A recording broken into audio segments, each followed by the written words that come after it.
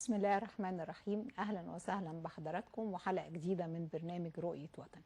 النهاردة فاتحين مع حضراتكم ملف صناعة الزيوت النباتية والغذائية، وده موضوع هام من أهم الصناعات الغذائية، لأن السلع دي بتعمل الدولة على توفيرها ومفيش بيت بيخلو من الزيوت. تهدف الدولة في المرحلة دي لتوطين صناعة الزيوت والتوسع في زراعة المحاصيل الزيتية. من خلال حلقتنا النهاردة هنتكلم معاكم عن آليات النهوض بالمحاصيل اللي بتستخدم في صناعة الزيوت، وازاي نحقق الاكتفاء الذاتي، ويا ترى ممكن نحقق الاكتفاء الذاتي ده؟ الأسئلة دي كلها هيجاوبنا عنها دكتور وائل عبد الفتاح، الباحث بمعهد بحوث تكنولوجيا الأغذية بوزارة الزراعة. أهلا وسهلا بحضرتك دكتور وائل. إيه هو دور معهد بحوث تكنولوجيا الأغذية في خدمة المجتمع بشكل عام يا دكتور؟ معهد بحوث تكنولوجيا الأغذية تم تأسيسه 1990. المعهد معهد بحثي خدمي بيخدم جميع قطاعات الصناعات الغذائية، بيحتوي على 8 أقسام. كل قسم يعتبر يعني نطاق كبير لكثير من الصناعات الغذائية. من أهم الأقسام ديت أو ال8 دول اللي هو قسم اللحوم وأسماك، في من ضمن الأقسام أيضا قسم الزيوت والدهون، تكنولوجيا الزيوت والدهون، في قسم تصنيع الألبان ومنتجاتها، قسم تكنولوجيا الخبز والعجائن، قسم الأغذية الخاصة والتغذية، تمام، قسم هندسة التصنيع الغذائي. كل الأقسام ديت 8 أقسام بتخدم مجالات الصناعات الغذائية على مستوى جميع أنواع الصناعات الغذائية الموجودة في مصر وفي الدول الخارجية كمان. تمام. الدول الخارجية عربية ولا دول ايه يا دكتور خارجية؟ في بيبعت لنا في عينات، ناس بتبعت لنا عينات من دول عربية، يعني كان في دول عربية بعت لنا زي السعودية زي قطر. في بعض الدول بيبعتوا لنا عينات نحللها، لأن المعهد عندنا بيحتوي على معامل معتمدة. احنا معتمدين في الايزو 17025. الشهاده اللي احنا بنطلعها شهاده معتمده يعتد بيها دوليا، يعني النتيجه بتاعتها اللي احنا بنعملها لو اتعملت بره مصر في الدول دوليه او اوروبيه بيبقى نفس النتيجه بتاعتنا، فبيبقى اكيورد او النتيجه بتاعتنا بتبقى دقيقه جدا لان احنا معتمدين فيها. فده بالنسبه للمعهد عندنا. طبعا المعهد عندنا مركز بحثي خدمي قائم على الابحاث التطبيقيه اللي بتخدم جميع مجالات التصنيع الغذائي. بالاضافه لكده اللي هو خدمي بيقدم خدمات للصغار المستثمرين، بيقدم دورات تدريبيه، بيقدم ارشادات، بيقدم حل للمشكلات اللي بتقابل التصنيع الغذائي. كل دوت بيبقى في المعهد عندنا. بالاضافه كده طبعا المعهد قائم ليه دور في الاشتراك مع كثير من الوزارات، زي مثلا وزاره التربيه والتعليم. لينا دور في تقديم التغذيه المدرسيه، فبنعمل لينا مصانع خاصه بالمعهد ولينا اشراف عليها، بنعمل التغذيه المدرسيه او الوجبه المدرسيه اللي بتتوزع في المدارس. بالاضافه لكده برضو لينا دور مع وزاره التموين، حكايه التفتيش الجمركي وارسال العينات او الشحنات. هي صحه وسلامه الغذاء بتتاكدوا فاسد منتهي الصلاحيه وخلاف. ايوه بالظبط كده. بيبعتوا لنا عينات او شحنات في الجمارك، بنشوف هل الشحنات ديت صالحه للاستهلاك اللي هي تخش مصر ولا فيها مشاكل او غير صالحه للاستهلاك الادمي، من ناحيه التحليل كلها اللي موجوده عندنا في المعامل المعتمده اللي احنا قلنا عليها.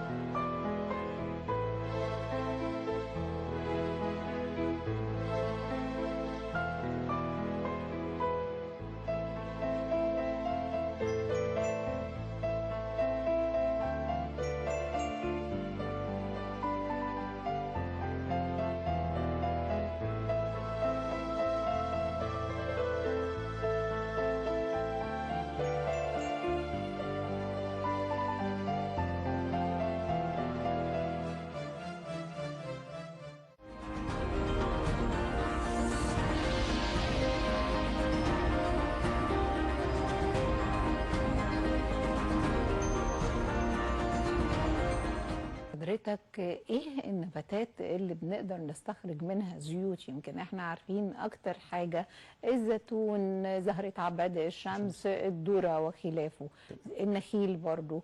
كلمني يا دكتور. تمام. بالنسبه لمصادر الزيوت النباتيه، لو اتكلمنا عن الزيوت النباتيه والمتوفرة في مصر. والمتوفره في مصر، طبعا المصادر في بذور مصادر اساسيه، وفي منها مصادر غير اساسيه، وفي الثمار اللي هي ثمار الفاكهه.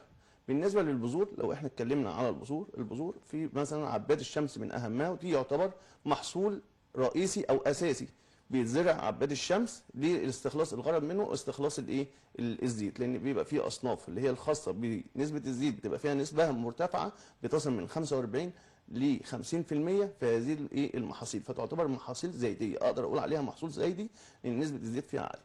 تمام. دي من المحاصيل الاساسيه. في بعض البذور تعتبر باي برودكت زي الصويا، يعني زي زيت الصويا. الصويا اساسا ما بيتصنعش بغرض البدايه اللي هو زيت، لا، الصويا بتخش اللي احنا ننتج منه بروتين.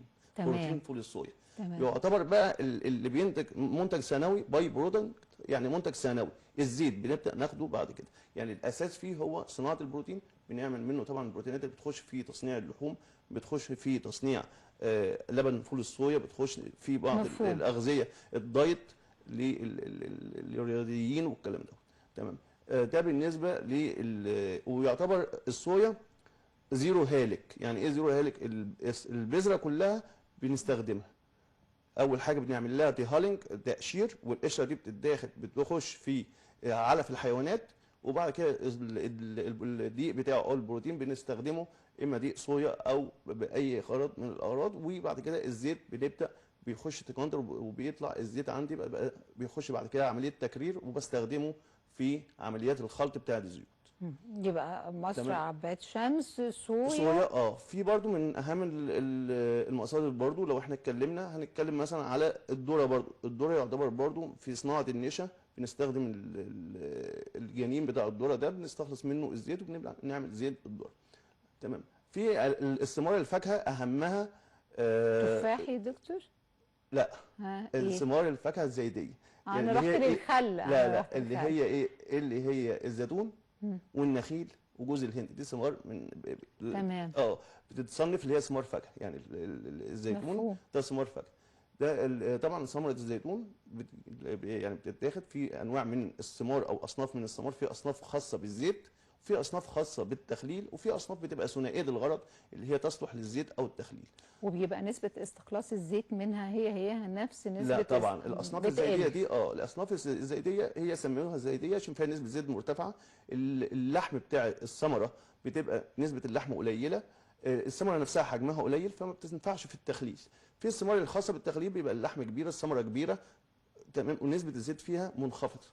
فاحنا يهمنا نسبه الزيت عشان خاطر تبقى العمليه اقتصاديه. ان احنا استخلص زيت بيبقى طبعا لازم احط في الاعتبار نسبه الزيت اللي انا استخلصها والتكلفه اللي هيتم عليها اثناء عمليات الاستخلاص. دي بالنسبه لثمار الزيتون. الفاكهه. بالنسبه للنخيل، طبعا النخيل نظرا اللي هو بيحتاج لظروف درجه حراره معينه، فهو بيزرع عند خط الاستواء تقريبا. فمن اهم الدول المتميزه فيه اندونيسيا وماليزيا.